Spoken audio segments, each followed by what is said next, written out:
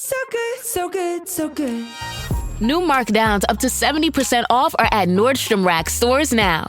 Stock up and save big on shoes, tops, dresses, accessories, and more must-haves for summer. Join the Nordy Club to unlock exclusive discounts, shop new arrivals first, and more. Plus, buy online and pick up at your favorite Rack store for free. Great brands, great prices. That's why you Rack. Hi, Diva. It's Rachel. And Jordan, yeah, hi. Quick question. Why are you not spending your Venmo balance? Yeah, we're concerned. You can, buy stuff with it. Ugh, you love buying stuff. And earn cash back on eligible purchases. You love purchasing eligible things. So the money your friend sent you yesterday, that's today's ramen or rideshare or eye patches. The skincare kind, not the pyro kind. Spend with Venmo, then you can earn cash back with Venmo Stash. Venmo Stash bundle terms and exclusions apply. Max $100 cash back per month. See terms at venmo.me/stash terms. ID verification required to use a Venmo balance. Here's Christian Pulisic on the ball now. Draws the double team. Splits the double team. Pulisic in the box. Weston McKennie into the middle. It's an own goal. It's the United States on the board. Less than 7 minutes in. Pulisic on the run. Pulisic trying to cut it back. It's Balogun. That time it's in. That time the flag is staying down. That time it's 2-0 United States. Right below us, Mauricio Pochettino. Balogun, can he get inside? Still Balogun, Flo Balogun!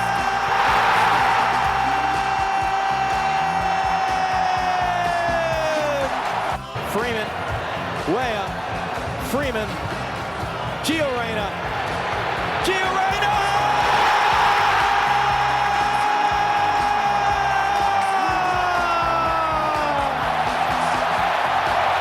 This might be one of the best back-to-front team goals this country and this team has ever put together.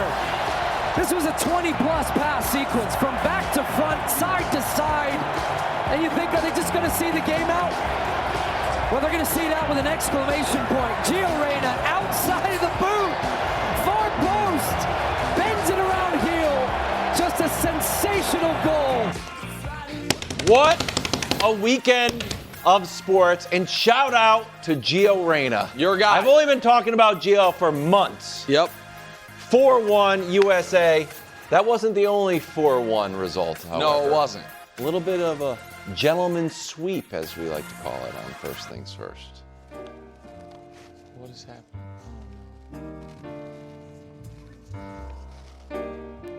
Brew, you're on.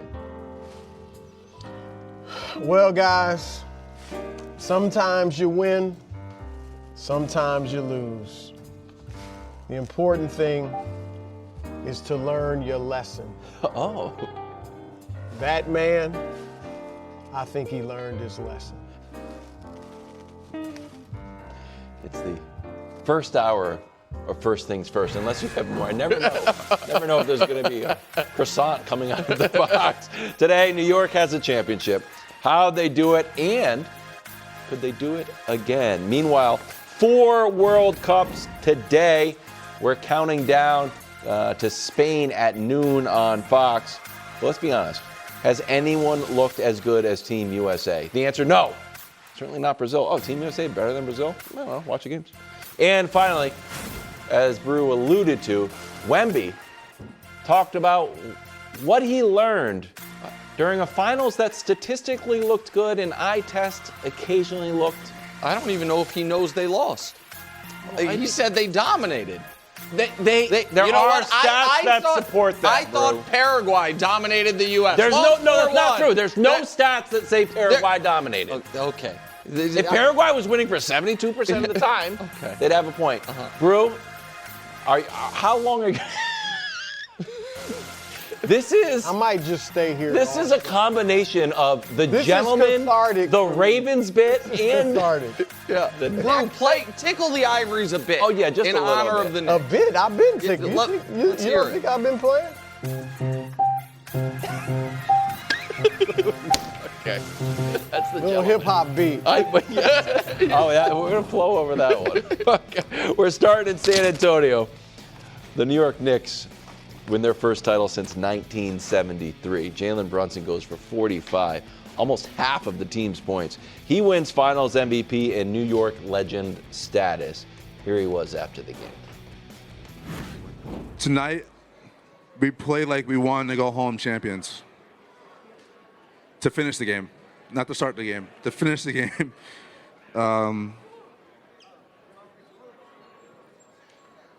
Yeah. It means the world to me to go on that court with those guys. Whatever environment we're in, home or away, doesn't matter for us. It's the culmination of just an amazing playoff run. Since going down 2-1 to the Hawks when Brew had the Knicks on death's door, they go 15-1, score 117 points, shoot almost 50% from the field while holding their opponents to 100 points and only 42%. It's at least one of the most memorable playoff runs. If you remove the 51-point win, it still is the all-time record for margin of victory in the playoffs. Wow. If you remove that 51-point win. Yeah. The way the Knicks did it was by, to put words to that graphic, being clearly, undeniably, the best team in the NBA for 2 months. Mm-hmm. And they did that by not letting individual goals cloud the big picture of what they're trying to do, by leaning on their bench in the regular season that allowed all of those guys to have moments in the postseason. That in the NBA Finals, the Knicks' third leading fourth quarter scorer was Landry Shamet, and their fourth leading fourth quarter scorer was Jose Alvarado. Let's go. Shout out Zach Lowe for that fact. They did it by never getting ahead of themselves within the series as far as seeing a championship in their eyes. Like the down 3-1, everyone on the Spurs knew they were going to win the title. Up 3-1, no one on the Knicks would put that to words. By never getting ahead of themselves within games, like, oh my God, we're down double digits, what are we going to do? We're down 16? Let's try to get it to 14. Yep. And let's try to get it 12. And then most importantly, and I know we're going to spend a lot of time on him throughout the show, they did it by having an absolutely legendary playoff riser as their team captain. Jalen Brunson, Brew, to me, is in I put him in a tier of Kawhi Leonard and the original Isaiah Thomas. Guys who are not top 10 all-time even in the argument, but championship level in the critical moments can make an argument. Oh, of everyone playing in this tournament this year, pick me. And he did it again. So that's how they won the title. Bro. Yeah, I mean, a lot of what you said I agree with. They were the smarter, the more experienced, the more poised, the better coached, and this is critical, the most clutch team. That's how they did it. I mean, this series, like, every game essentially had the same script. Yes. Like the Spurs jump out to this huge lead like young boys, and then the Knicks just gradually but consistently walk them down. And then to your point about Brunson, when it was close late, I mean, he's the best clutch player in the league. He won the award, but he also is that. It's not close. And so, I shouldn't say it's not close, but he did his thing. Didn't feel close. When it was close, yeah, I mean, Shea's obviously been cut, but not this playoff series. If these two teams, as they are now, played 5 more games, 4 of them would probably follow that same script. Yeah. Spurs get out big, and then the Knicks just kind of walk them down. And now the Spurs should be different next year, maybe better next year. But this year, these two teams, that's what I think will happen. And the Knicks, to your point about the team basketball, it's interesting that their last 2 champions, their previous 2 in the 70s, were very team. It was a team. Everybody was involved. A lot of passing, ball movement. But you had the guy in Frazier or Willis Reed, but Walt Frazier in particular, who could take over when necessary. That Game 7, 1970, when Willis Reed limps out on the bad leg, Walt Frazier scored 36 points. And this team kind of, it's like since they got going, since Game 3 against Atlanta, when they went on the 15-1 run, they had the best of both worlds. They had the team that had a lot of ball and player movement, and Cat kind of orchestrate the offense from up top. But then they had what's more prevalent now is the one dominant guy that could take over. And so they kind of played the ball movement, team movement for 3 quarters. And then in the fourth quarters, Brunson just took over. And so that was a big part of why they won. And as you said, I mean, Alvarado played a big role. Shamet, OG Anunoby, guys that aren't heralded came up big. And finally, again, I've said it earlier, Mike Brown, he has to get major credit. He pushed all the right buttons. He's incredibly experienced because he's been an assistant all over in different types of coaching staffs. He's been a head coach, a very good one, got to the finals before this. And whether it was putting in Alvarado to go with Brunson at the end of game 4 when they had not played together at all playoffs, or whether it was he had Cat guarding Wemby a lot of the series, and Cat did a great job, but everybody expected OG Anunoby to be the primary defender on him. So he just pushed all the right buttons, and even throughout the season when he was building his team up for a moment like this. Brunson, this is a Brunson overall graphic on this postseason when the Knicks were leading versus when they were trailing or tied. When the Knicks were leading, he shot 42% and 30% from the field. When they were trailing or tied, he went up to 51%. Amazing. Almost 44% from 3. The fourth quarter of Game 5, it felt like Wemby could get nothing and Brunson could get anything he wanted. A lot of that on Wemby. Yeah. So I don't think you can speak about the game he just played in glowing enough terms. I was lucky enough. I last minute Saturday went down to San Antonio. I was there. Where the row I was sitting in happened to be all Knicks fans. The stadium was about 60% Knicks fans, but the literal row I was in was just Knicks fans. And I cannot overstate the level of confidence.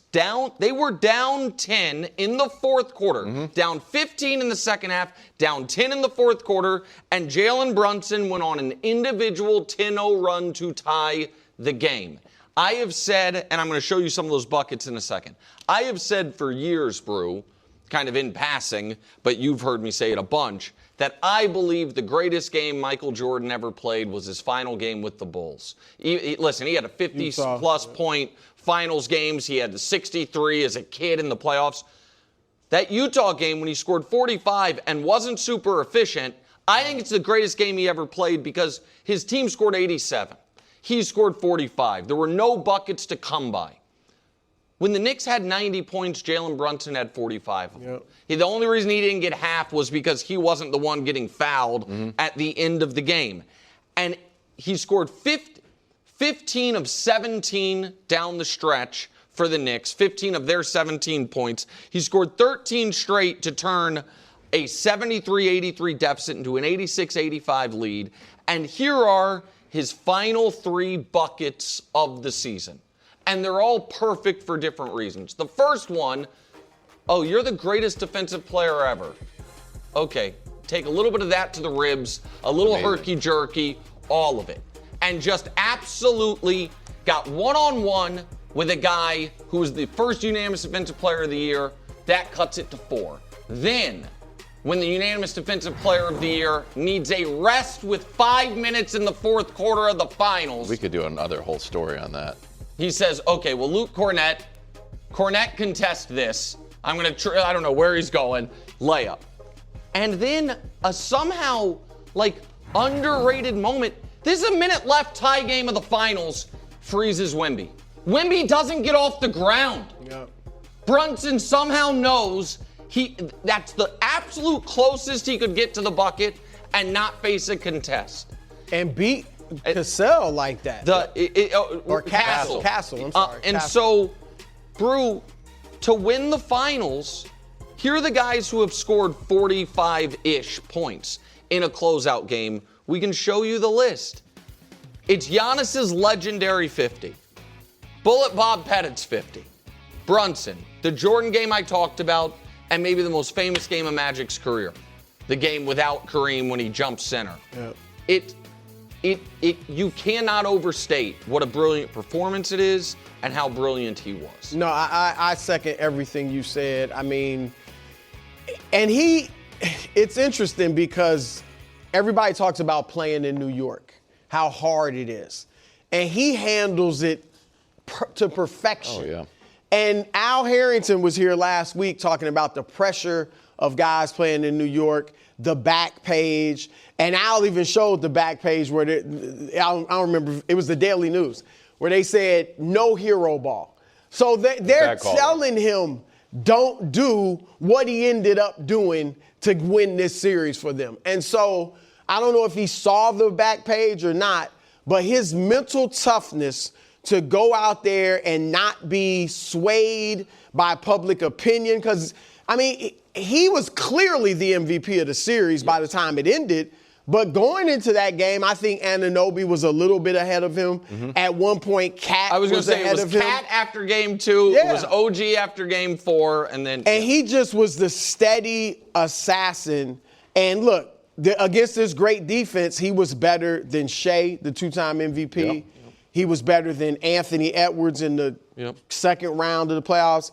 So you can't overstate how great he was in this series, especially in that Game 5. All right, more on the Knicks. We got the parade on Thursday. We'll have more on the Knicks throughout the show. We're going to talk about the Spurs. They get swept in a gentlemanly way. Wemby had 19 in this closeout game, only 3 in the fourth, as, believe it or not, San Antonio coughed up yet another double-digit lead. Here's Wemby.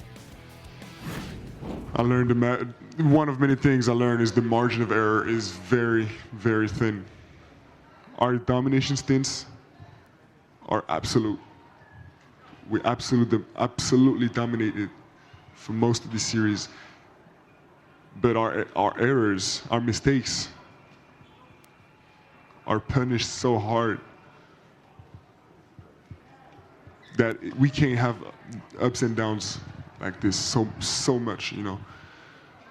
The ups are okay, the downs, it's the reason we lost. All right, so they did lead for 72% of the series, which is what he's referring to. I'm going to give it to Brew in a second about the bigger picture stuff. That quote right there, in my opinion, is utterly delusional, and I can't believe how many people agree with it. A horse that has an amazing opening kick and always gets caught at the line does not dominate that race. That is not, and what the Spurs... If you dominate for 72%. But so I'm going to give you... And I'm not saying they dominated. I'm just saying... I think the quote is great. So here, just show the quarters. The Spurs dominated the first quarter of this series. Because of that, they had a lead consistently until the Knicks walked them down every time. That is not dominating most of the series. That is crushing in the first quarter. But your 72% thing, we can show you the numbers on that. It was the percent of time led. You're right, KW. They led for 72% of the time. 100. Yeah. You know what it reminded me of? And man, I remember how we reacted to Darvin Ham if he would have said that the Lakers dominated the Nuggets. It's the same graphic. A different gentleman's sweep. When one team got walked down every single time.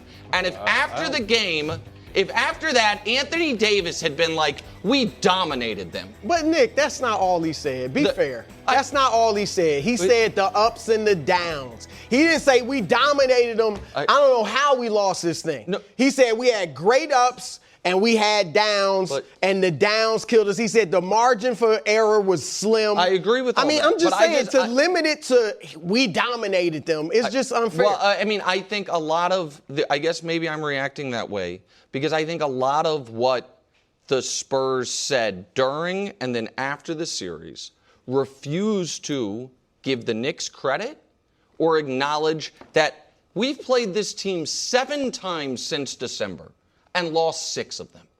If it was a best of 11, they would have, as gentlemen, swept us. And so that part irritates me. I get that. The youth and inexperience. That's what it was. And when you build those leads and keep losing them, that's youth and inexperience. And that's why young teams led by young superstars, again, aside from Bill Walton, who was 24, played 4 years in college, 3 varsity. This happens to all of them. It happened to Shaq, and Shaq wasn't bad against but they got swept. But they got swept in a series that a lot of people thought they could have won. They were the favorites. Yeah, they were looking great in game one. Similar to that, game one was very similar to this series. And so it just, that's what it was. For Wemby, it is uncanny to me how similar this series was for him to a young LeBron. Like, they arguably the best player in the world, even when LeBron in 2007 went to the finals, and certainly in 2011. Arguably the best player in the world and struggles mightily in the finals and gets exposed, even though they're so great, for their weaknesses. LeBron, it was 2007, the lack of a jump shot. Wemby here is the lack of strength, lack of a post game. The immaturity and bad press conferences or just things they done. In 2011, LeBron and Dwayne Wade, not just that, LeBron and Dwayne Wade up 2-1 laughing at Dirk Nowitzki having a cold. All right, Wemby, the Nas Reed elbow, laughing at Jalen Brunson after he mushed his head into the ground, laughing at Mitchell Robinson. Up big in that game, then he has to eat it. Just like LeBron ate it when they're up 2-1, he has to eat it in that game, not just the series, in that game. And so I think it's because they both were so ambitious and want it now. LeBron wanted to pass MJ or be better than MJ, and he wanted it immediately. Wemby wants to be better than LeBron and MJ, and he wants it immediately. And I don't know if that ambition and these high, things you want lead to some of the immaturity. Even people criticize him for him and the Spurs walking off the court without shaking hands. LeBron did that in 2009 against Orlando. So just very similar experiences for them. Now, LeBron learned from his and went on to obviously have a fantastic career. I think Wemby will do the same. He certainly said he needs to learn. But that's the charge for him now. I'm surprised you took such offense to it because of how much they were up late. I think it is a valid, and I still think Wemby's quote on if we just play normal basketball, I think we win. If you're up 20 with 9:30 to go in Game 4, you're up 10 in the closeout game with 8 minutes to go. It does feel like the Jalen Brunson avalanche is starting to come at you, but I think it's fair to say we had some high highs. Yeah, so a couple things. First of all, you know what? I might have been too harsh there. In fact, I think they deserve something for all those leads. Listen, they led the most minutes. They were up 10 in every game. They didn't quite get it done by winning the title. But maybe this will be, so maybe I was too harsh. Let me ask you. I might have been. I want to ask you. Please. If you can put yourself in the shoes of an athlete and you were in a series and you built these huge leads every single game. Yep. And led for 2/3 of the series. Wouldn't you feel like maybe and again he admitted the downs too. It wasn't like he just left that out there. I can't really, to be honest, put myself in their shoes. So maybe I would. I think I was consistently put off by what I considered to be the disrespect to the Knicks and just the comments of, if we play normal, we'll win. Everyone, when asked, the people, I didn't like before the game when he was asked what the mentality was. And he said in the locker room, he said, everyone knows we're going to do it. And people defended that. If when the Knicks were up 2-0, Jalen Brunson was asked, what's the feeling in the locker room? And he was like, everyone knows we're going to be champions. We'd have been shocked. He would never have said that, even though, of course, that's how they want to feel. I know that the player's mentality. But here's the other reason I am less moved by them getting out to early leads. There's a level of Ali rope-a-dope, and the Knicks weren't playing possum. No. You know what? I shouldn't have said rope-a-dope. But there was a level of the Spurs obviously punching themselves out. Yeah. So I do want to show you for the series. When was Victor Wembanyama good? After rests. His first quarter and third quarter, he was a dominant offensive player. And, so that's fine, Dust. Leave this here for a second. Game 5 was the culmination. That first quarter and a half of Game 5, I thought the Spurs might have played the greatest defensive part of that, quarter and a half I'd ever seen. And Wemby was all of it. And then he was gassed the rest of the game. And what you saw for the series was first and third quarters, Wemby was super efficient. After got a little halftime rest and going into the game. And as he wore down, he was not.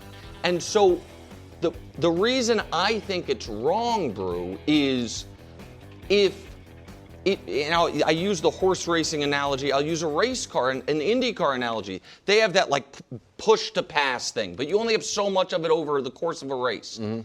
I'm not impressed if a driver's like, I want to lead the most laps, so I'm going to expend my whole tank in the first half of the race and then every time get caught.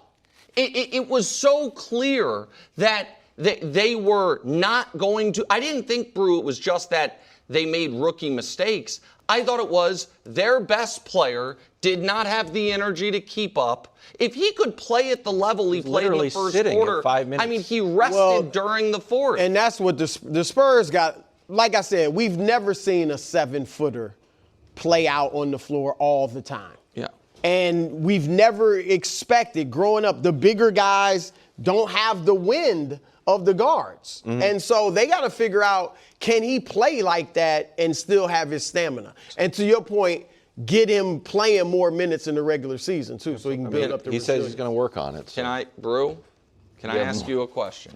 Sure. Gee whiz. I want you to look at this and tell me if you agree with it. Best player alive from Game 1 of the Western Conference Finals until Saturday. That his reign atop the league lasted about 25 days. I think he lost it. I thought he was the best player before that. Okay, but I'm saying, did it end? If you want to say it's vacant, that's fair. I wouldn't put another player ahead of him right now. You wouldn't. You don't think Shea or Joker gets it back? It back would be. I thought. I think they could. It's vacant. I think. That Brunson gets it. Well, he wasn't better. He obviously was outplayed by Brunson in the series, but it's the. But I still stand by my statement from a week ago. If you want to say it's vacant for the next few months, but you think he's going to take next season, if he does what he's supposed to do. Yep. He does what I think he'll do. He does what he said he'll do and learn from this and work on his weaknesses. He should be the best player. Brunson has a case for it right now. Best player in the world. It can't be vacant. You can't just It can't be vacant if I just scored 45 points. So are we saying now that the winner, the MVP of the finals is always the best player in the world? Not always, but I do think, hold on, I do think. That it's a team game. I agree with that. I do think, and we're going to do Brunson more later, I agree with you, Brew. Obviously, the finals MVP is not always the best player in the world. I think Brunson's case would be deeper than that. But to your point, and again, because, try to be helpful, I agree with you about what Wemby needs to do in the offseason. So we got one more. Offseason shopping list. Treadmill. Weight bench. Rule book. We didn't even talk about the fact that had they won, he wouldn't be playing Game 6. And a little that was getting rescinded. It didn't even get rescinded. It never even got called. Oh, you're right. So then he would have been fine. I don't know. It's a lot of flagrant fouls. Coming up next. A lot of flagrant fouls. Is Team USA going on a deep World Cup run? And we're counting down to Spain, Cape Verde. We're at 1 hour, 31 minutes, and 15 seconds. Spanish fans. The Spanish national team has not lost in their last 30 games. Yeah, and I've got some stats on Cape Verde. They're in trouble. a debut World Cup team never won. What happened They're in last time a debut? Yeah, I mean, Curacao? Well, I don't know. They were tied with Germany, a powerhouse, for about 37 minutes, so we're doing pretty well. More first things first right after the break. When you're at work, you never know when you're going to get interrupted. Like when an office fire drill happens right in the middle of your presentation, or construction is going on just outside your window. But with the Dell Pro laptop powered by Intel Core Ultra with vPro, no matter how many interruptions you have, your laptop won't be one of them. With battery that's optimized for the way you work and built-in intelligence that quiets distractions the moment you're trying to focus, your tech won't slow you down. Even when you're getting bounced from an office you forgot to reserve. The Dell Pro, built for those who stay in the flow. Find technology built for the way you work at Dell.com/Dell-Pro. Built for you. Welcome back to First Things First. We're counting down to Spain, Cape Verde today at noon on Fox. In the white hat, Lamine Yamal. News is that he is not going to start. He's still recovering from a hamstring, year of the hamstring. But he might see some action. He had full practice in their last practice before the World Cup, so it seems like they're confident he can play. Yeah. I don't think they expect to need him much against Cape Verde. We're still looking for the big upset of the tournament. Haven't seen it yet. Australia beating Turkey was an upset. Not bad, but Turkey is not. There hasn't been a massive upset. Go ahead. Qatar, Switzerland. Not an upset. Oh, yeah, sure. In terms of result, but Switzerland. The way that you had Curacao. Potentially a draw is a win. I think it is for Curacao. It was like the Spurs. We were right there for 38 minutes. All right. We're counting out. It's 1 hour, 25 minutes. We're right now. Dax McCarty here to talk about Team USA. We thought USA would win. No one thought we would look this good. Scored 7 minutes into the game. Balogun scored twice in the first half. And then, well, who's been talking about Gio Reyna? Needs to be on the squad. He comes in and scores one of the prettiest goals of the entire tournament to make it 4-1. Here's Henry post-game. I said I believe that team can bring the crowd together. They just need to do it today. Not in friendly games, not when people were panicking, not even against Panama here. I know there was a Nation League. A lot of people were talking. They needed to be ready today. And I believe in what I see. And I saw a great team today. Team performance. I believe personally that they can go on the run. Let's see if they will do it. That doesn't mean you will go on the run. But now I'm sure a lot of people will believe that they can go on the run. I am one of those people, Dax. Look at the bottom line here. 53 touches in Paraguay's box. It's the tied for 8th most by any team in a World Cup game since 1966. So it is a bit of a historic possession game, at least. Did this win change your expectations for Team USA? Yes. Nice. Yes, it did. I thought quarterfinal run. Now I'm thinking semifinal run, and anything could happen beyond that. This was, in the first half, the second best half the U.S. men's national team has ever played in a World Cup, behind the dominant 3-1 half they played in 2002 against the Portuguese national team, who was one of the World Cup favorites back in that day. And it is also the second best result that we have ever had in the World Cup, behind the famous 2-0, the only knockout round game we have ever won in a World Cup. And we chatted a little bit last week on this show, and you asked me, well, what's the most important thing for the U.S. men's national team going into this? Is the first 15 to 20 minutes of this game is going to say a lot about our team and about exactly what their intentions are to go into this tournament. And they completely broke Paraguay's will to compete. In that first half, It was dominance from top to bottom, attacking phase of play, counter-pressing defensively. They were excellent. This is the best we've ever seen the U.S. men's national team play under Mauricio Pochettino, and one of the best games that we have seen them play in the World Cup. It was extremely fun to watch. I represented the U.S. men's national team on a handful of occasions, and the pride you feel when you play for the U.S. men's national team or when you represent your country in something like that, nothing comes close to that. But I told you guys about my travel situation, trying to get back home.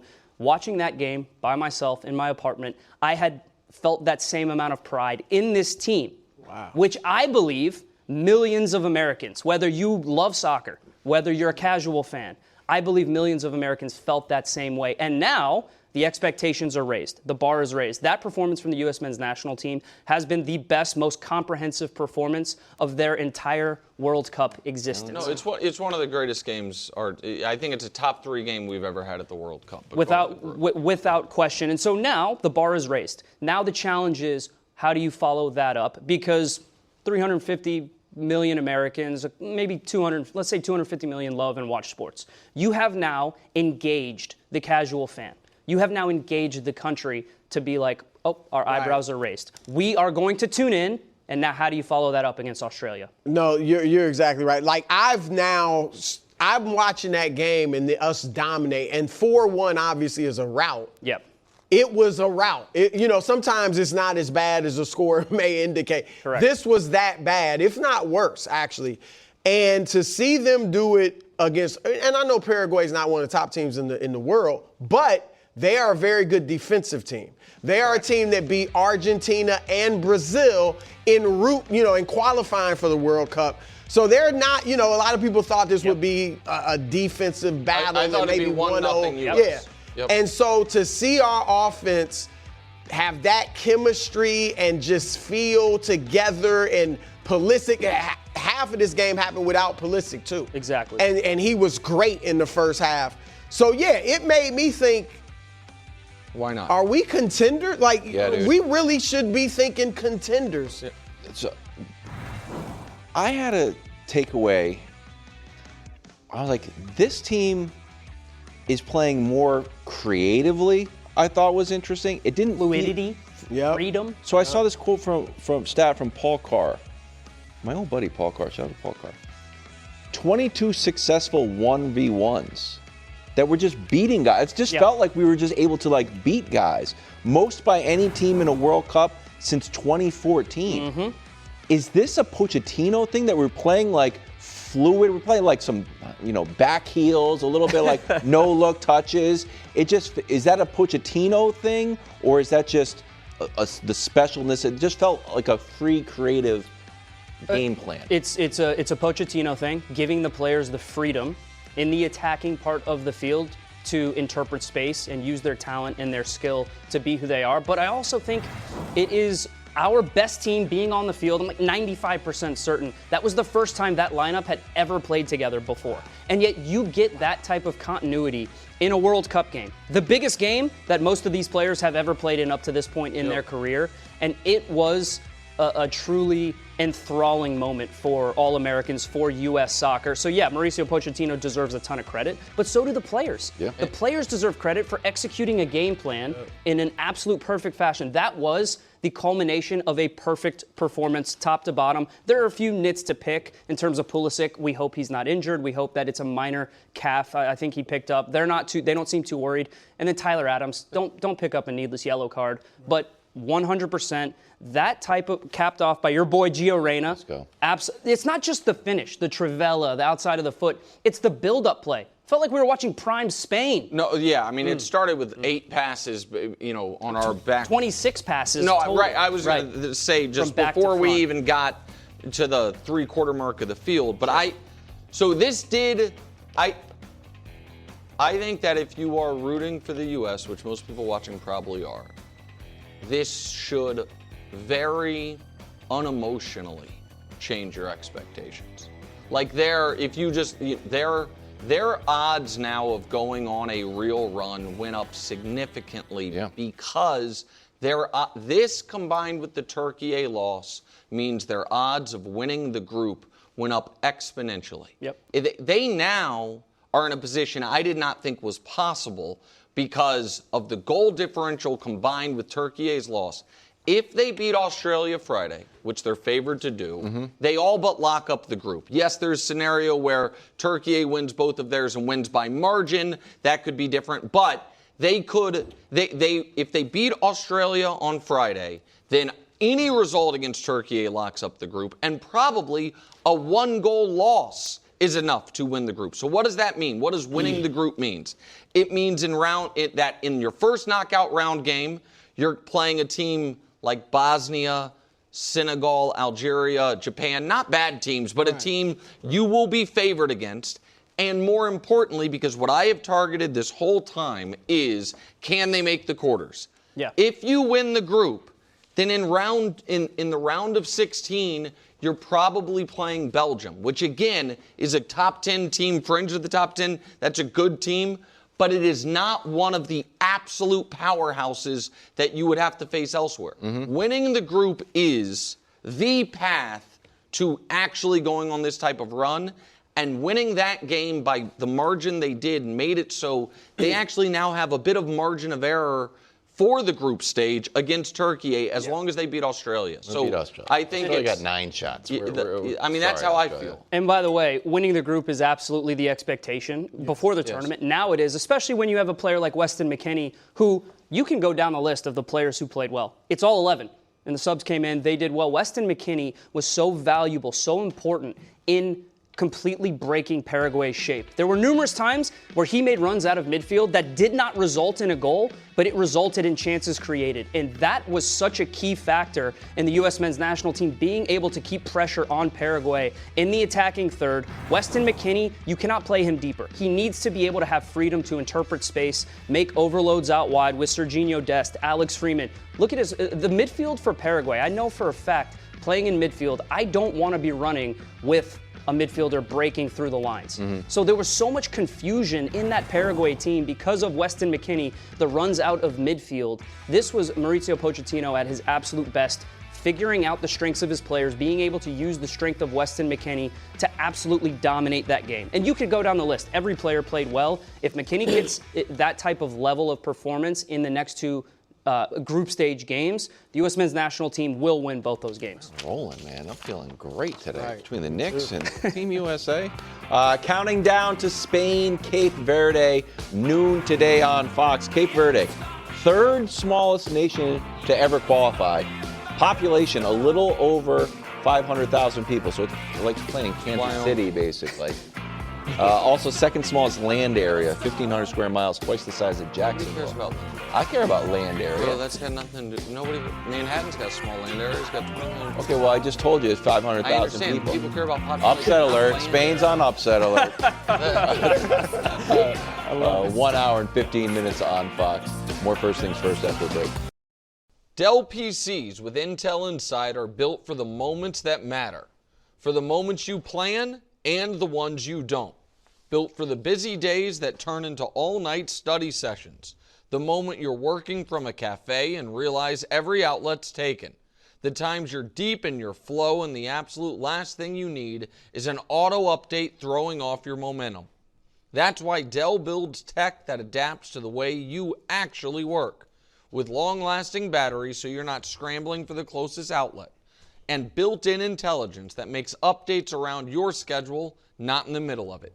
They don't build tech for tech's sake, they build it for you. Find technology built for the way you work at Dell.com/Dell PCs. Built for you. Knicks are champions. After an all-time playoff run, which featured a 13-game win streak, 3 closeout wins by 30 or more, the biggest comeback in NBA Finals history, and a plus 238 playoff point differential, which is the best ever. How will you remember this Knicks run? Not that the Knicks weren't a contender. We knew they going into the season they were contenders. But to me, this is like one of the most improbable runs in recent NBA history. That is correct. Right? Like, one, everybody now, statistically, you could say they're one of the all-time great teams. And that in and of itself is shocking, that they could win by such a wide margin, even if it is the Eastern Conference. You know, you still were blowing these teams out. And so that is a huge, people might say, oh, the 6th seed, Houston Rockets in 95. Yeah, they were the defending champs. So, you know, that wasn't that surprising. But it also, it kind of, and maybe I could be wrong, and I hope this don't come off the wrong way. but it also kind of reminds me of like an NCAA tournament run. I totally agree. Right? Like, and I don't know if maybe because the three guys, Mikal Bridges, Josh Hart, Jalen Brunson, won it together at Villanova. Really? But those guys played together in school? but also, like, they were a good, not great team in the regular season. 3rd seed, 53 wins, playing a lesser schedule in the East. And then they got hot at the right time. And then you had unheralded players, as I said earlier, Jose Alvarado and so-and-so, Shamet playing huge roles. And you were led by this dynamic guard, which happens a lot in the NCAA tournament. Guards often determine the tournament.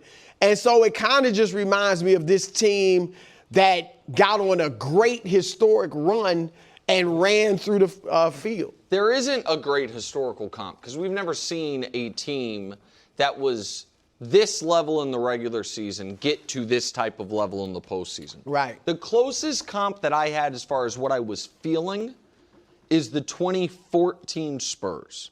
The Spurs, the year after the Ray Allen shot, so let me just explain the comp, if I may.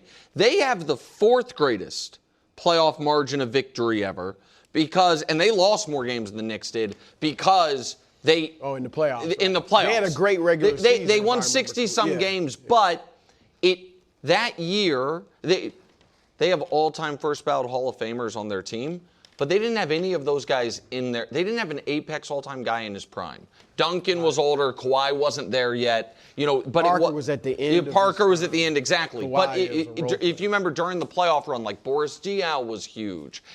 And during that run, they unlocked a level that they had not reached at any point prior and just started mollywopping teams, including in the finals. Like that, and I know they wanted the heat that whole season. Because they felt like they gave away the previous. And so, but again, that's an imperfect comp because there is no perfect was a made comp. Team. Right, there is no perfect comp for this. What I will say, the other thing I will remember, and it's so funny because yes, they had the great comeback against the Cavs, the Knicks. But this playoff run didn't feature comebacks prior to that, other than that, before the finals, because they were blowing people out. We have shown this graphic from the Spurs perspective.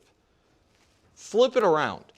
The greatest second-half comebacks in the last 30 years in the NBA Finals, 3 of them are the Knicks in the last 10 days. Think about that.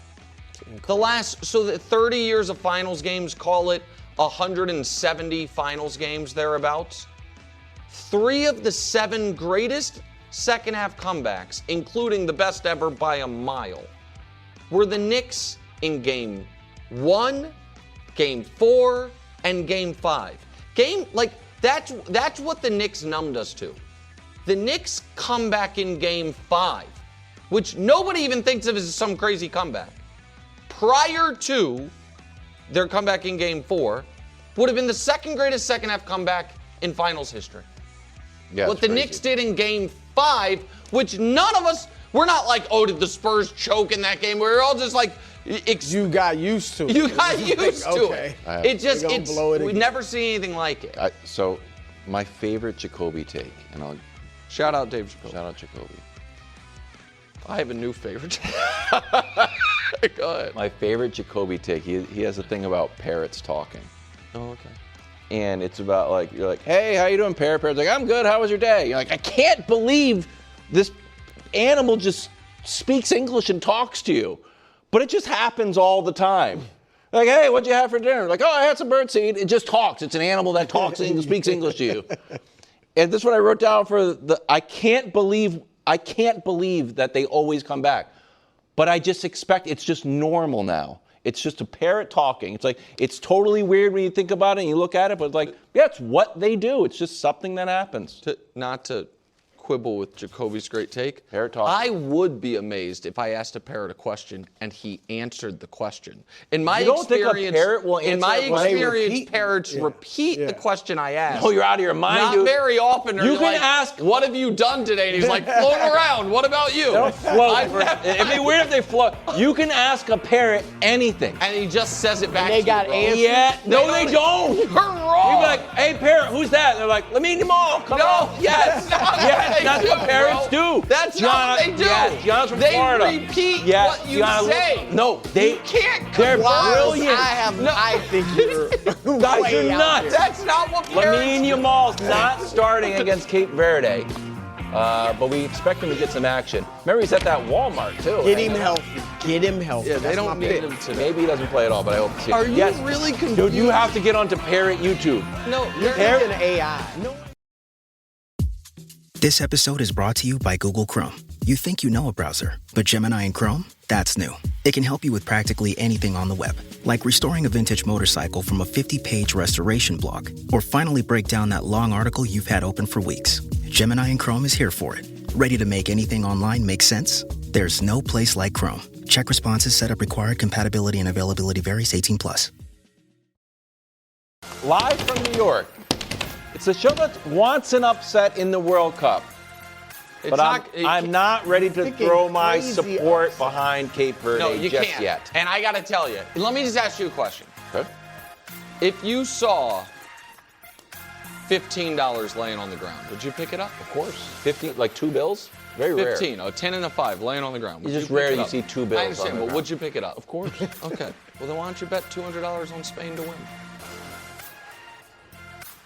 That's all I'm saying. I mean, I don't necessarily support that. Okay, then those bet type of odds. $20. Bet $20 and pick up That $1.50. means I would Nick pick bet that up. a ton on Spain to win. And he's I gonna might make a have, nice bro. little I might chunk of have. change. I might have. If you see $1,500 sitting on the ground, you're definitely going to pick that up too. Spain's ranked 2, Cape Verde's ranked 67.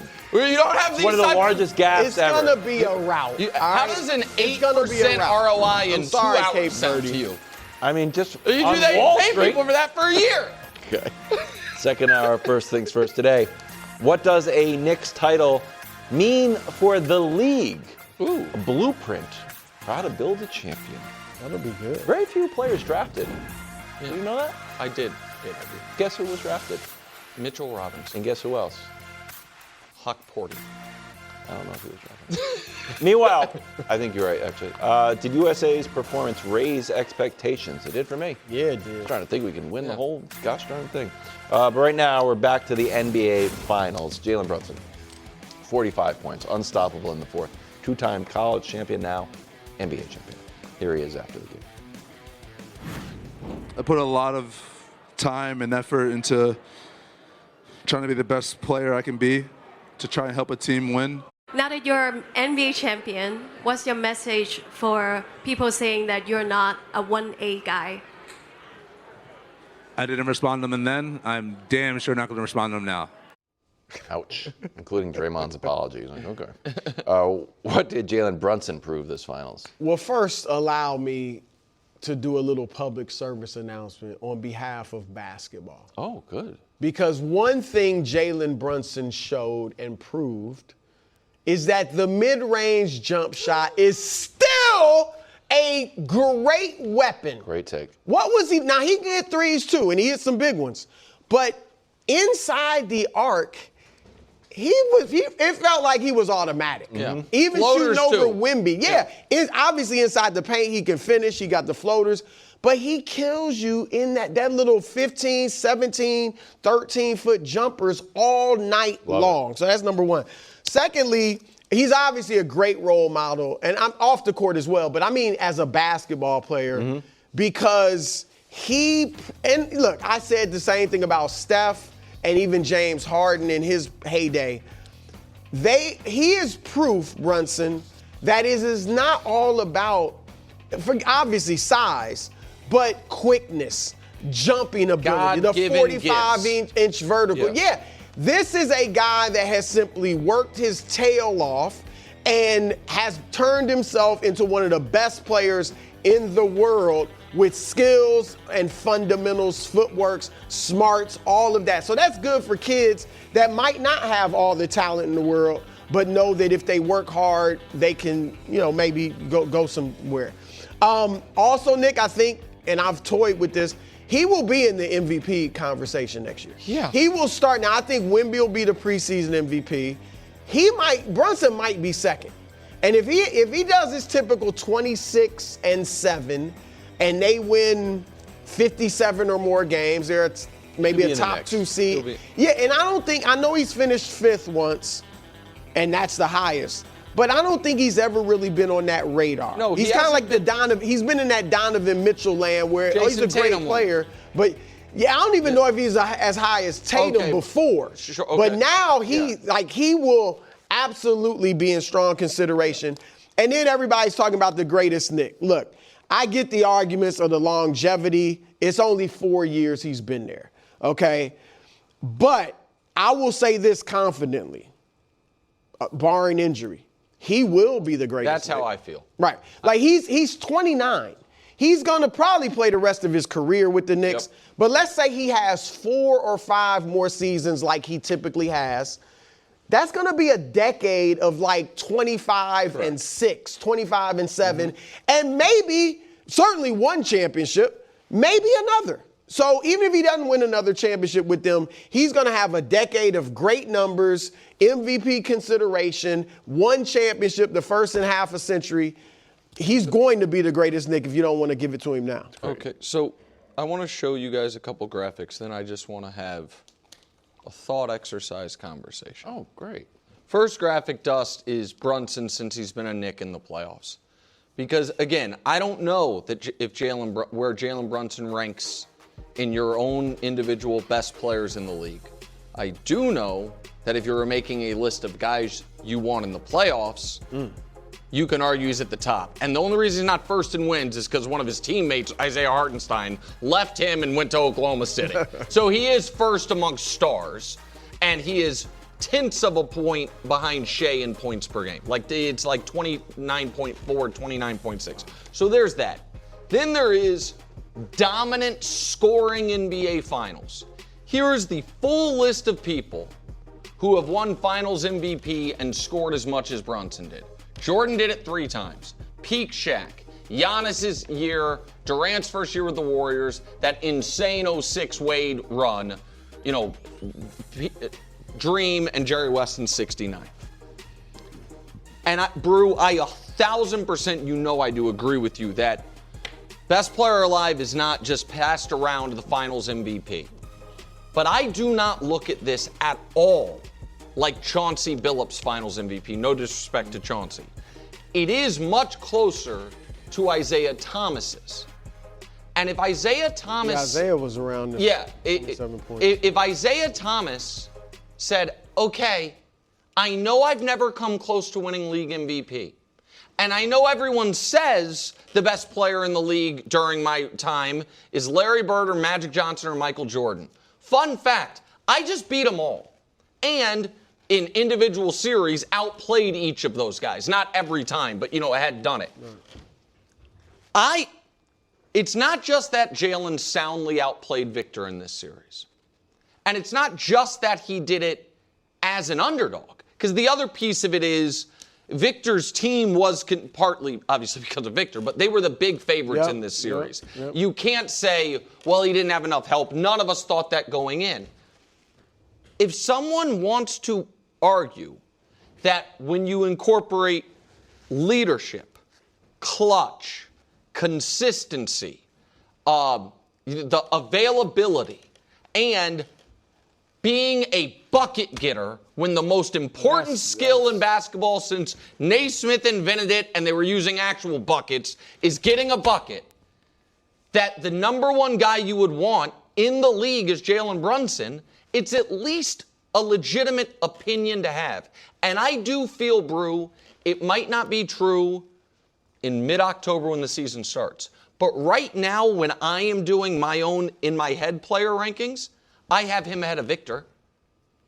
So I think he's better than Victor. You have to. How do you have to? Because he's defensively, because he earned it.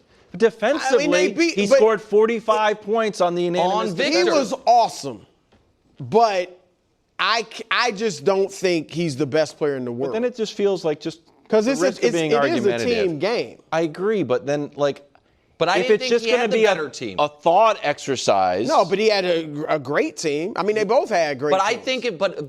I think the Spurs team, I think the Spurs supporting cast was better than the Knicks. And the difference in this series was Brunson. I would say more talented. Yeah, I mean, they were. But you understand what I mean? Like, Brunson played out of his mind. Brunson was great. And Victor played below his level. Let me ask you a question, Brew. If I was like we did this thought exercise the other day, too. If before this series started, I was like, hey, I'm thinking about, at the end of the series, we kick around the idea that is Brunson better than Wemby? Right. And like, what would you need to see to make that argument? It would be exactly what we saw. Wemby would have to struggle, and Brunson would have to be unbelievable. Brunson was definitely better than him in this series. Mm-hmm. I just don't think that, like I said, I don't look at whoever. Jalen Brown, was he ever the best player in the world? No, but they were the favorite.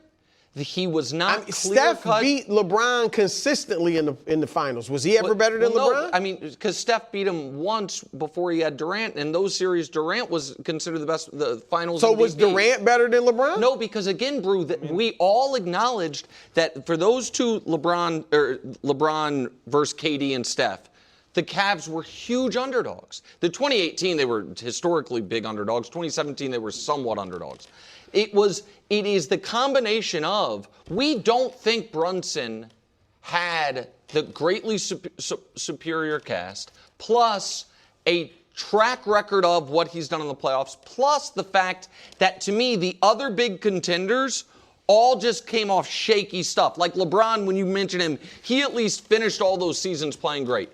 Joker had a shaky exit. Shea just played the worst series of his career. Victor, we just saw it. Giannis has been hurt. Luka's hurt. There's a void, and so it's at least available. Wade in 06 was not the best player in the world. He was great, and he was up there. He wasn't the best player in the world. Was Dirk, who beat LeBron, Wade, and Bosh at the same time, the best player in the world? So I think that's a good comp where Dirk could have made the argument. I didn't believe it at all, which is why I'm not willing to say it here. I'm just saying, it is. I value a ton, as I know you do, how you play in the postseason so much more than the regular season. I don't think he'll never put up. Luka will finish his career, and Luka's 7th best regular season will be better than Brunson's best from a stats standpoint. But who's better, Brunson or Luka? If I have to incorporate better, I think here's the thing. I think better and who would you rather have are different. I think better is Luka is. I think Luka's better. But if you're asking me, if I'm trying to win a championship, I think you'd rather have Brunson right now because of the injury risk with Luka. Yeah, considering one guy has won a championship. Yeah. The other guy can't touch the rim. Okay. I don't know if either can touch the rim. Wemby Spurs were way ahead of schedule in the finals. That did not look like a good quality. Losing 5. Wemby leaves the court. Didn't shake anybody's hand. Here he was after the game. This is the biggest lesson of my life, the biggest learning moment. I can't tell exactly what the lesson is, but we're learning from that for sure. I'm learning more than any other time in my life before. This has been a hell of a year in terms of experience.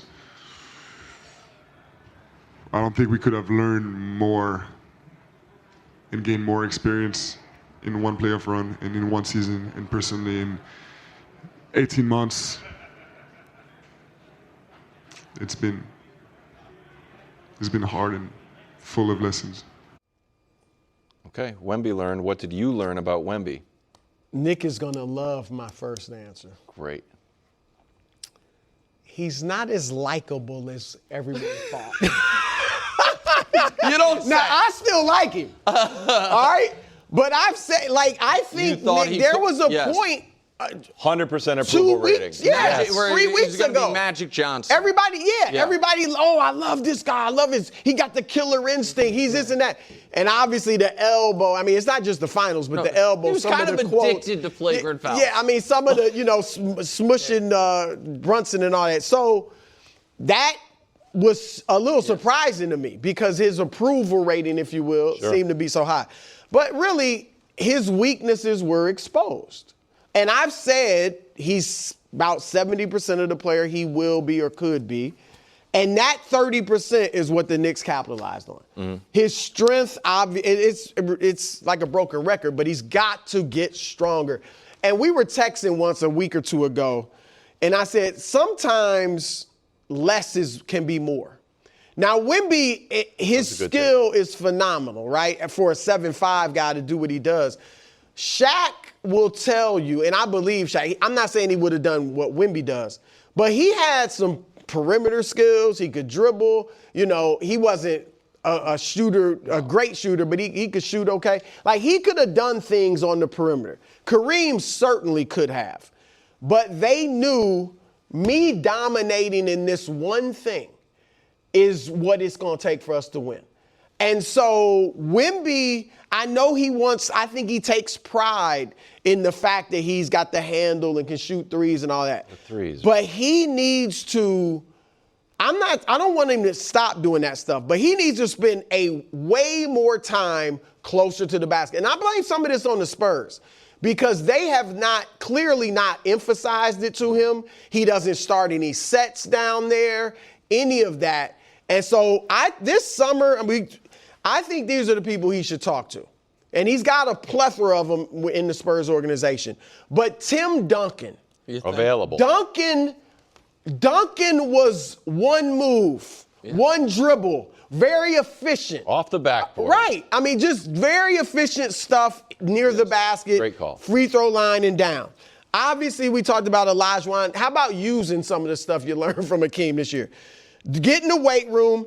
And I also think, Nick, and I talked about kind of the similarities with him and LeBron early in their careers. I think you should talk to LeBron if he can, and I'm sure he can. He should reach out to LeBron about, man, what you went through as a younger player, what I'm going through as a younger player. I know LeBron, after 11, reached out to a lot of legends. And so I think that would benefit him as well. Okay. So I think all that's right, but I think there's a potential problem with some of the fixes. But first, just a quick recap about these finals, because going into the finals, like you said, near unanimous approval rating. It had waned a bit because of the elbow and but game 2, he has the pass off Castle's back and the foul on Brunson. Game 4, he was a main character in a team that blew an unblowable 29-point lead and missed those free throws down the stretch. Game 5, he totally runs out of gas, misses another huge free throw. Mitchell Robinson bodies him up, and throughout the series seemed somewhat addicted to borderline flagrant fouls. And then afterwards, in a way, I cared more about the press conference than the not shaking hands. At no point did he seem to acknowledge the Knicks were better or congratulate them on the championship. He did give Brunson a little compliment, but it was never, the team as a whole. So and all of that rubbed me the wrong way. But here is, to me, the concern, KW. Get stronger, Wemby. Okay. He's 7'6", and the more weight is the more stress on the joints and everything. It's one of the reasons that I think a guy who has worked as hard as he has on everything, and we saw him doing like foot and leg exercises when he's 15, I don't think he's afraid of hard work. I think they have thought it's probably not good for someone that size to carry that much weight. I do agree with you. I don't think he wants to get much bigger. Much bigger. He wants to get stronger without getting much. But that's hard. What was, KW, what did I never stop pounding this playoff run about Wemby? The fatigue. Exhausted. He's exhausted. Okay, play more minutes in the regular season to get ready. I don't know if they think that's a good idea either. More opportunity for injury and more wear and tear. Part of what makes him so unique and so tantalizing as what he can be are the things that might make it harder for him to be that player long term and play inside more, like you're saying. One of the reasons he is considered, this one of one is because It's like he did a putback dunk of his own missed three. The missed three is a big part of that. And the ball handling, the fact that he's shooting threes is my point. So I just think... But nobody wants him to eliminate threes from his game. I know. I just think a lot of what we think he needs to do, there is either a tax associated with it or it's not exactly how he wants to play. And so I just don't think it's going to be as straightforward as people think. Because you can't, like you said, he doesn't really have that go-to move. And if you're a jump shooter... Unless you're Steph Curry, who also can get cold. Any jump shooter can get cold. Yeah. You can't. Right now, he can't play just like go you're get you a 7'5", bucket. not 6'5". Yeah. Up next, were we impressed with Brazil's draw? Also counting down to Spain, Cape Verde in 36 minutes. But first, here's James Corden and Mbappe. Take a listen. Are you okay for me to style you for this? Okay, great. Let's pull over. I've got some ideas. Okay. I need you to have an open mind. And just remember, you're the captain now. Yeah. This is who you are. This is who I was. This is who I was. Exactly. No, right, let's do it. Okay. So think about when you get out the car, it's about getting out with confidence, assurance, and letting them know who's boss. I don't know about it. No, you've got this. Trust me. Okay, ready? Okay. Go.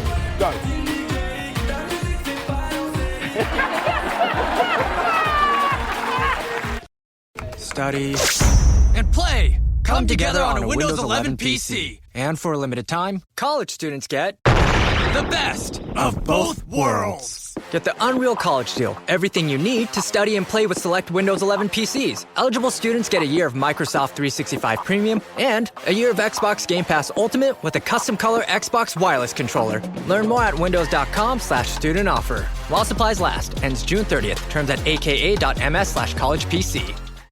It will be a theme. Paraguay, Australia, Turkey, they all feel that they can physically intimidate this U.S. team, and they are going to attempt to do so. Great ball by Robinson for Pulisic on the run. Pulisic trying to cut it back. It's Balogun! That time it's in! That time the flag is staying down! That time it's 2-0 United States!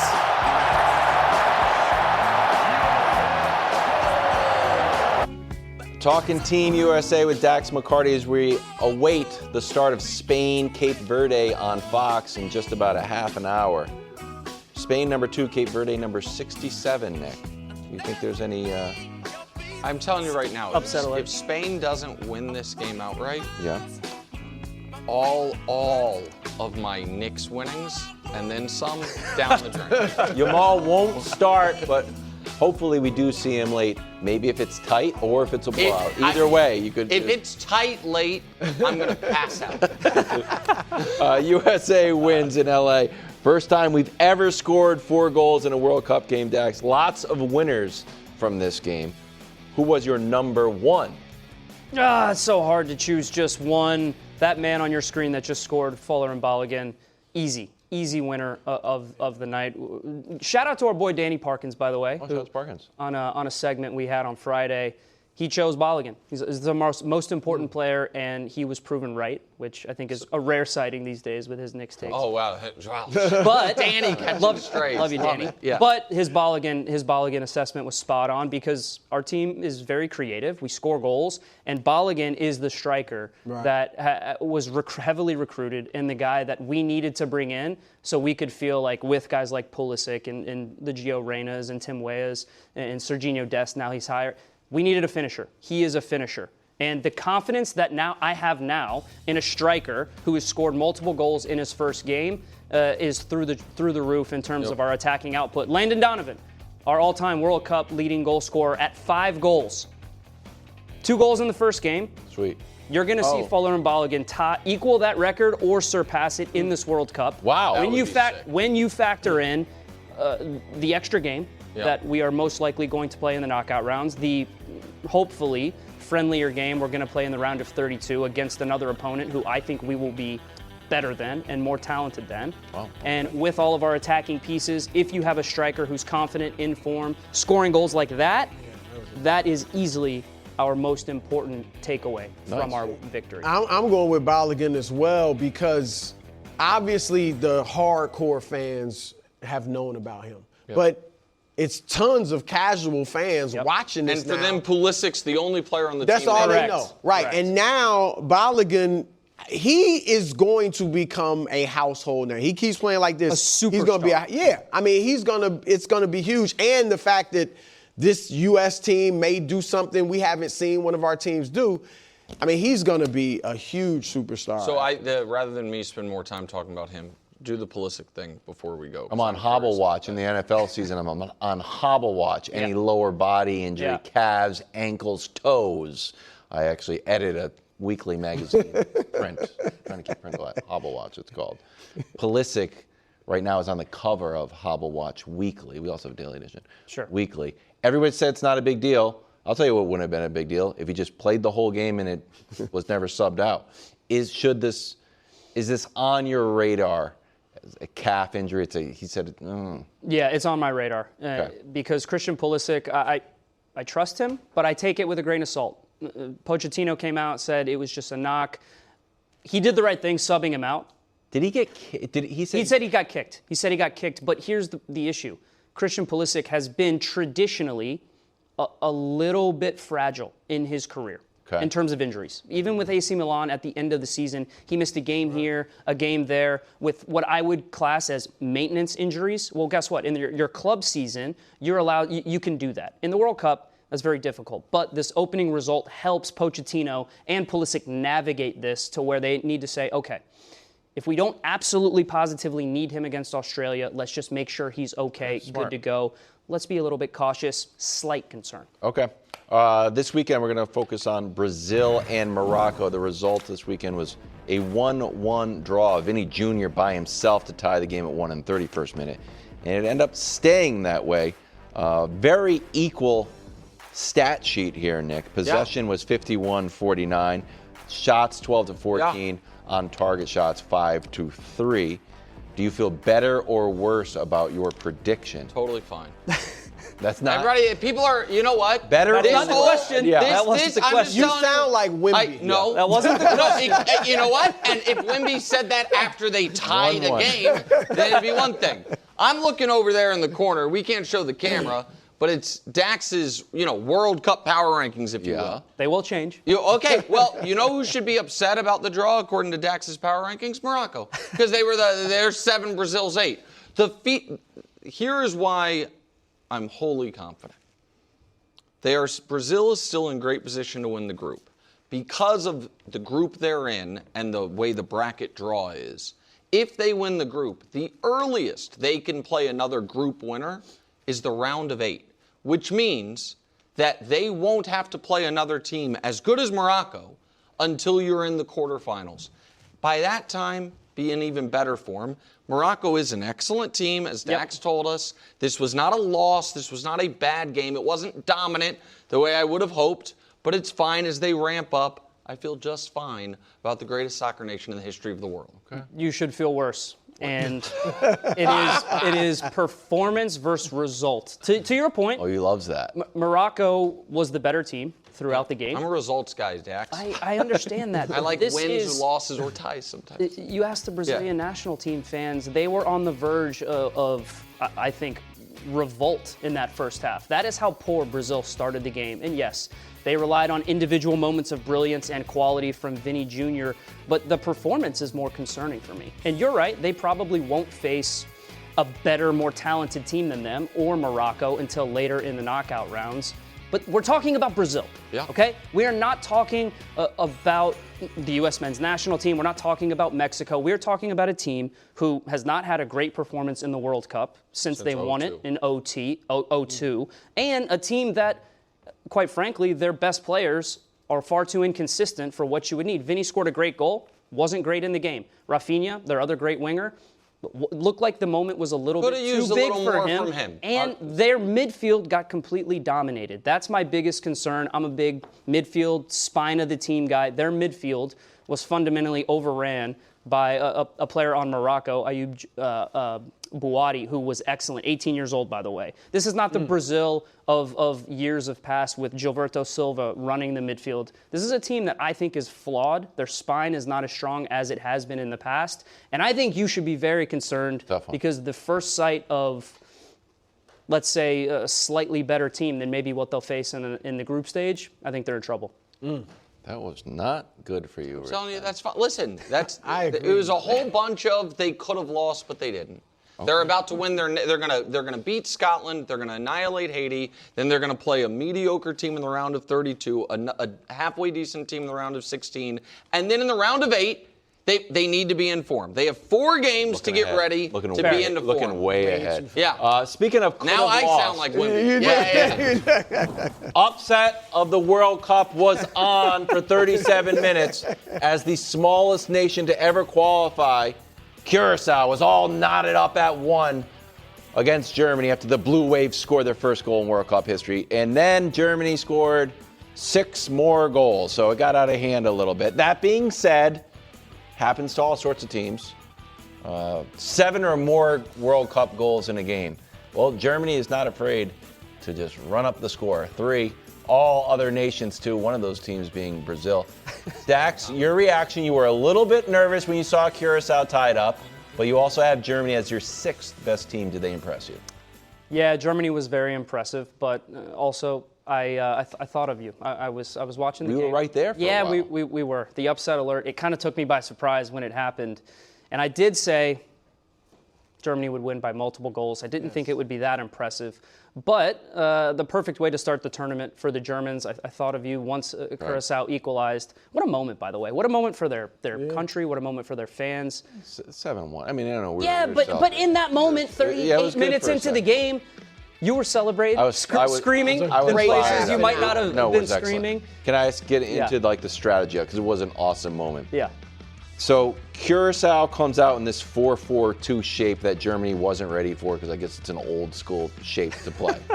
So the German coach says, Curacao played the diamond today and we adjusted how we attacked before the hydration break. Very few teams do that anymore and we needed a bit of time. The water break was actually good to simply reiterate what we had already adjusted on the board.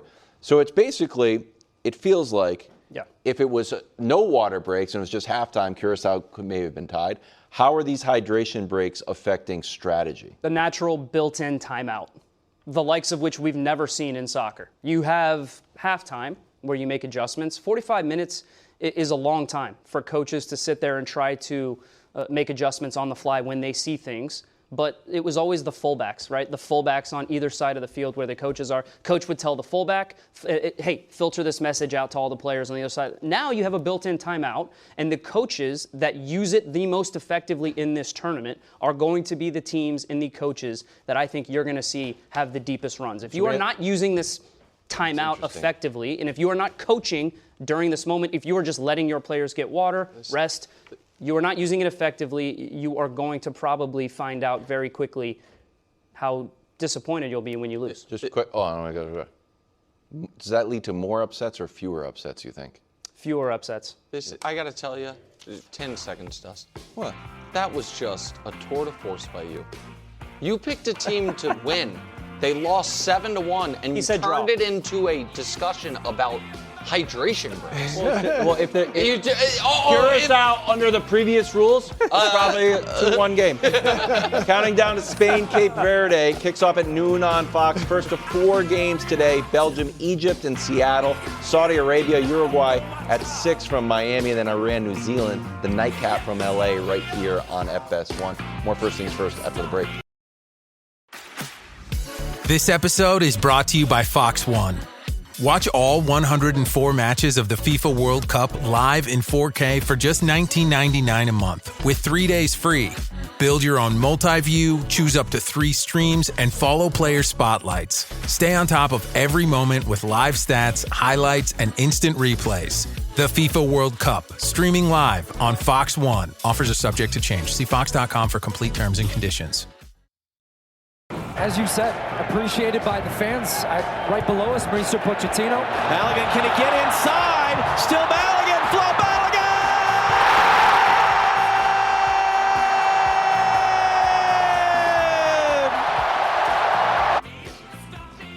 That was so sick. Spain, Cape Verde, in just about 16 minutes, fans are in the stands. Spain won in 2010, been stuck hitting the round of 16 ceiling. last 2 World Cups. Their new campaign starts in just about 15 minutes. But right now we're going to go back to the NBA. Knicks parade Thursday here in New York City. The city is jubilant, bro. Headline in the New York Post. Historic Knicks NBA championship has New Yorkers dancing in the streets. And quote, unifying the world. Wow. It's I been didn't great. know all that. Fellow GMs around the league might be celebrating as well when they see a blueprint for a champion. What does a Knicks title mean for the NBA? Well, one, I've often joked, sometimes seriously said, look, growing up in the Midwest, I didn't think much about the Knicks. They're like the 12th team I thought about when I thought about the NBA. And when I moved here, I was tickled. I found it comical how important Knicks fans thought the Knicks were in the NBA world. Of course every player wants to play for the Knicks, of course. And that just wasn't the case. Now, I do think the Knicks will develop a good number of national fans. This team was fun to watch. Brunson, obviously, you love to pull for him. Like, I think they're really going to develop some national fans and maybe some kids from different parts of the country growing up wanting to play for the Knicks. You see the Garden, you see all the celebrities and stars and all that stuff. Secondly, team building. Like, love it. For a while now, it's been go get some superstars. And I know it's changed a little bit recently, but it's been about super teams getting superstars and all that. They're not a super team. They got a star who took less money. Will other stars take maybe a little less? I'm not saying they have to, not saying they should, but this one took a little less, and they were able to put a good team around him. And then answers for Wemby. Like the Knicks show, and OKC a little bit, with Hartenstein getting physical with him. But the Knicks showed answers for him and don't be afraid of him. Because Chet Holmgren, I would hope, was watching this series like, really? I was scared? And Karl Anthony Towns, Mitchell Robinson guys just going right at him. Like, this should bolster and embolden Chet Holmgren to be better when he plays Wemby. Now, I think Wemby's going to improve, but still, it should just open up possibilities that teams think, you know what, he's not going to run through the league necessarily. And this is, remember I said before the finals that everyone should be rooting for the Knicks because any organization can climb the mountain. Yep. The Knicks don't have great ownership. The Knicks don't have a history in this last half century of winning. And the Knicks never got lucky in the lottery. Right. The Knicks didn't have a player, Brunson, turned into better than even his dad said it. His dad expected him to turn into. But that wasn't dumb luck. Like they saw him, they paid him in a fashion that says they thought he could be the best player on a championship team. Most of us thought they were wrong about that. He proved them right. Mm-hmm. They also didn't fall prey to, well, do we need a bigger name if we're going to trade all these picks for as opposed to Mikal Bridges is better for the Knicks alongside Brunson than a lot of guys who are better than Mikal Bridges because you recognize your own team's weaknesses. The other thing is this, and give me 45 seconds here, Dust. I am done hearing about the big bad West. I'm done. The last 3 NBA champions, 2 have been from the East. The last 8 NBA champions, 4 have been from the East. The top 4 in the West against the top 4 in the East this year, include the finals, 22-16 East. And so the Raptors won, the Bucks won, the Celtics won, the Knicks won. Like the Pacers were as close as you can get. And so I understand the overall depth of one conference is bit better, but acting as if the Western Conference Finals are the finals is just flatly not accurate to what the NBA has shown this decade. What? It's a shot at Parkins. He wasn't the only one saying it. He's out here He trying to wasn't put a the only tent one together saying it. Wasn't a shot at Danny. I didn't like him after he said that stuff about the NFC.